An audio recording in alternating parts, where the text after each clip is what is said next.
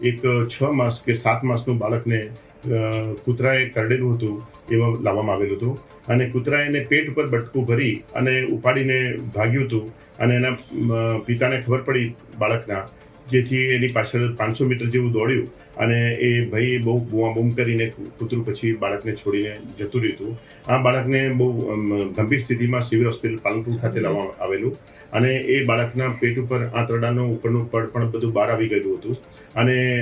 અમારી જે સર્જનની ટીમ જે છે એ ટીમે અને અમે બધા ભેગા મળીને ઓપરેશન કર્યું છે આજે. અને ઓપરેશન કરીને એને જે આંતરડાનું જે બહારનું પડ જે ઓમેન્ટમ કહેવાય છે એ બહાર હતું, એને સાચવીને અંદર મૂકી દીધું છે અને બાળકને ઓપરેશન કરીને બાકીના બધા અવયવો પણ ચેક કરી લીધા કે લીવર કે આંતરડામાં બીજે ક્યાંય નુકસાન હતું નહીં અને બાળકની સ્થિતિ અત્યારે સારી છે. એક 6 માસ કે 7 માસનું બાળકને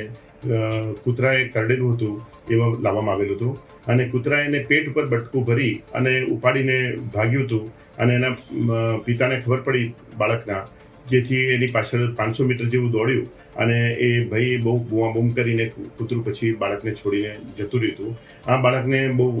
ગંભીર સ્થિતિમાં સિવિલ હોસ્પિટલ પાલનપુર ખાતે લાવવામાં આવેલું અને એ બાળકના પેટ ઉપર આંતરડાનું ઉપરનું પડ પણ બધું બહાર આવી ગયેલું હતું અને